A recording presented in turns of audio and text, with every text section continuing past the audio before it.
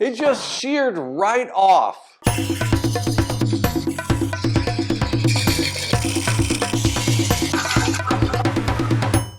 Hi, I'm Kent and welcome to Turn a Wood Bowl. Have you ever had a tenon shear off in the chuck while you're turning? Yeah, it's not a very comforting feeling. It's actually quite alarming, and it's very frustrating because you're almost halfway done with turning the bowl, and now what do?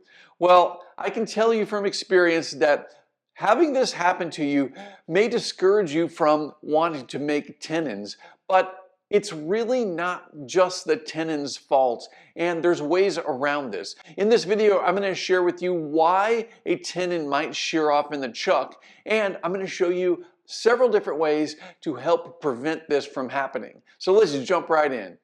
One of the biggest reasons for having a tenon shear off is the wood species itself. In this case, I was turning red cedar. This cedar is very linear, and it has a really fine grain. It's not super complex in that it's not bound together really tight like oak is, for instance, or hickory. It's a great wood, don't get me wrong. However, it has these really thin layers.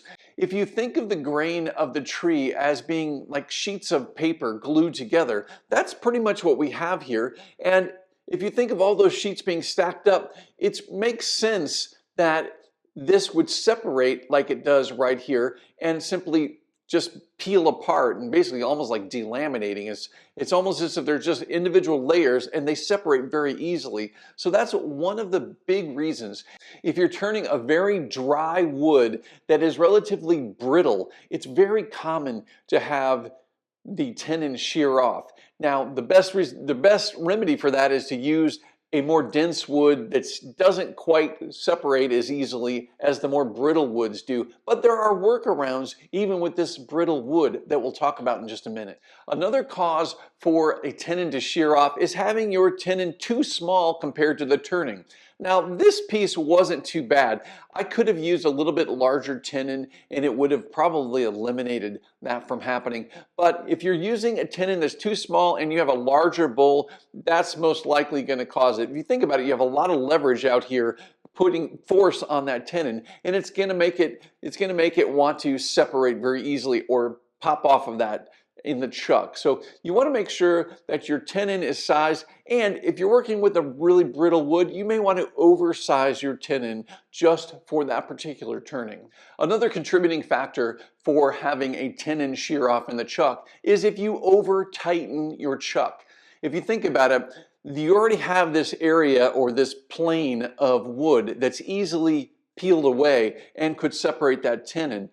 However, if you over tighten your chuck, those jaws can dig into the base of that tenon and essentially perforate it. If you think of the little zip perforated plastic bags you get, sometimes there's shipping packages are sent in plastic bags that have a perforated top edge.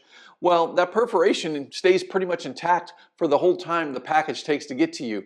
However, if you just get a little bit of one of those corners ripped a little bit, and if you rip both corners and then you apply pressure on that top edge and pull it, it's going to separate very easily. It's going to unzip essentially. So if you think about the jaws of the chuck getting underneath that tenon and sort of starting that ripping process, if you over tighten it, that's what will happen. It's essentially starting that ripping process, so any excess force while you're turning just rips that tenon right off the bowl. Another factor to be aware of is take your lathe speed down. If anything, you should feel like you're turning too slow, because if you're turning too fast, you have that centrifugal force that is working against you, and it's trying to push the bowl away from the lathe, and it's putting a lot of force on that tenon. So slow the lathe down, probably below a normal regular speed. And if you got a question about lathe speed, I've got a video all about that. You're going to want to check that out. When we're making face cuts or side passes across the front of the bowl, we're adding the most force to the bowl blank itself and to that connection with the tenon to the chuck. And that's when we're going to have a lot of issues. If you don't bring the tailstock up, you're going to have problems. It really makes sense to get that tailstock in place. You want to bring it up so that it can actually pin your bowl blank between the chuck and the tailstock, and it's going to support it. So you can work the top of the bowl, you can work the rim, and you can even scoop out some of that interior while you have the tailstock in place. And that's going to support the tenon and help you remove a lot of material without adding extra pressure on the tenon. The biggest factor in causing a shear from the tenon and leaving your tenon sitting in the chuck is poor tool technique. If you're not comfortable using the bowl gouge, or if you're using it too aggressively, or if you're just getting in there and you just get just a little bit of a hiccup of a catch. I'm not even talking about a big nasty catch. Have you ever noticed how all the catches are all nasty? Well, they kind of are. If you're on the receiving end of one and you're not expecting it, they're pretty nasty. But I'm talking about even a little hiccup of a catch. If you're dealing with the brittle wood that's like this cedar, and it's got these really thin layers, again, that are all in the same plane together, and they want to separate really easily, it's super simple for one little hiccup catch. You might not even feel it hardly. Just one little hiccup catch creates enough vibration or enough movement that it snaps that tenon off. So you want to have almost perfect tool technique. I know that's a little bit intimidating, but it's one of the things that you really want is you want to take your time and make really smooth passes and clean cuts. The other thing that's important is not to get too aggressive. Now, aggressive can mean speed, it can mean bowl gouge size. I recommend going down a size in bowl gouge. Take your pace way down and take the depths of your cut down. Make more small, light cuts versus making more aggressive, deep cuts. Now, we just went over a number of things that could contribute to the tenon separating from the base of the bowl. The reality is it's usually multiple issues that contribute to this happening. It's usually not just one of them. It's usually several things. You may have the lathe too fast, you may have really brittle wood, you may be too aggressive, you may have a dull tool, you may just get a catch that's combining with all of these others that cause the problems. Let's say that I only have red cedar, or worse, I have an entire tree worth of red cedar bowl blanks. How in the world am I going to deal with this? Or maybe you live in a particular place in the world where all you have are types of wood species that are really brittle, and for whatever reason, you have tenons that shear off pretty much all the time. Well, what can you do to prevent that? Let's dig into that. The first thing you're going to want to do is make your tenon just a little bit larger. You're going to want to go up in a chuck size. Now, I have a 2.5 inch and a 4-inch chuck. Now, if I were to go up to the 4-inch size and make a tenon to fit this 4-inch size, there's a very poor chance that I'm going to rip that off. It's probably going to hold. The downside of that is I'm going to have this great big tenon that I'm going to need to remove when I get to the end of the turning, and it's going to affect the overall bottom shape of this. I'm going to have to remove a lot more material for this particular tenon, but it's a very good workaround. So use an oversized tenon. Now remember, the chucks are designed for one size. That's it. Just because these open up does not mean that these are adjustable or designed for different sizes. They are designed to be clamped when they make a complete circle here, and that's the only time. If you make this small chuck larger, then these little points are going to dig in, and you're not going to get a good grip on the side of your tenon. So make sure you're cutting your tenon to match your chuck. I've got a video all about how to turn the proper tenons and the tenon sizing. You want to check that out. The next thing you're going to want to do that will help you successfully turn your bowl without the tenon tearing apart is to apply some super thin CA glue to the tenon after you've shaped it. So go ahead and shape your tenon and your shoulder and apply some super thin. Now, why super thin? Well, super thin will work down into that end grain, and it will work down into those fibers. It'll soak in. It's going to help to attach that tenon to the shoulder very well, and it's going to give you just that much more bonding capability. Once the glue has dried, you're going to want to come back in with your spindle detail gouge and clean up the bottom corner of the tenon. You don't want there to be any glue buildup in there that's going to cause it to seat improperly when you put it in the chuck. The third thing you can do to prevent this from happening is use the tailstock as much as possible. I know that the tailstock is going to get in your way as you're clearing out the interior of the bowl, but for the initial passes, be sure you're bringing that tailstock up for added support, because it's when you're out on that rim and working the inside that you're going to be the farthest away and the farthest out away from that connection on the tenon, and it's going to create more leverage out there. The more you work into the inside, the less force you're going to have on that tenon. It's not going to be so bad once you get down inside the bowl. But when you're out on the rim and working that outside, that's when you could easily have some problems. So bring the tailstock up and use it as long as you can to support scooping out some of those initial fibers and shaping that rim before you take it out of the way and start doing the rest of the interior. Another best practice is to go sharpen your bowl gouge frequently. Even more than you might imagine you need to.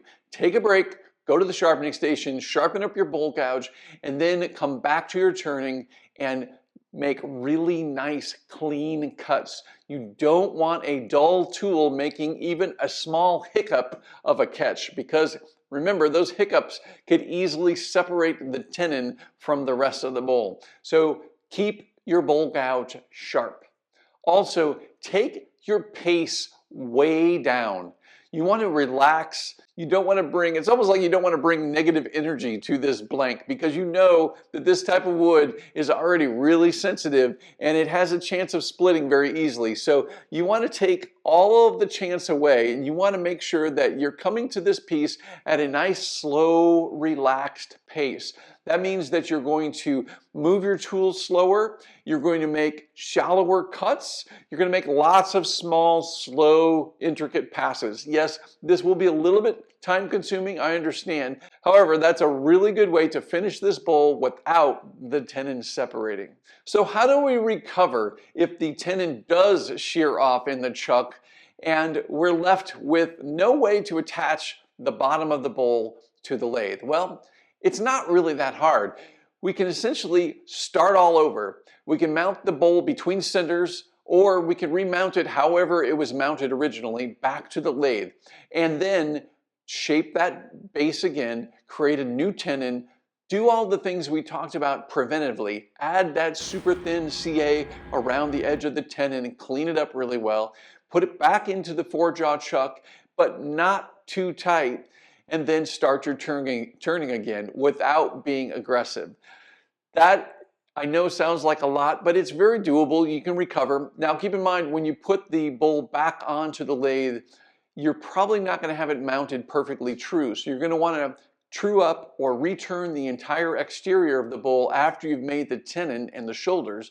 But you can recover a bowl and bring it back into life, or bring it back to life and give it a second chance if your tenon has sheared off.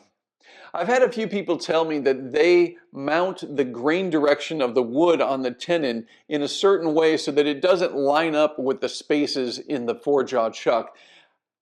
I don't know if that really has that much to do with the shearing possibilities that you're seeing here. It's just out there, and I want to share that with you. You may want to try it and experiment and see if it works for you. I haven't found that the tenon being mounted in one way or the other is actually contributing. I found that when these break off, they're pretty much going to break off from any direction they're mounted inside the chuck. Now, there may be some truth to that, so do some experimenting and find out what you discover.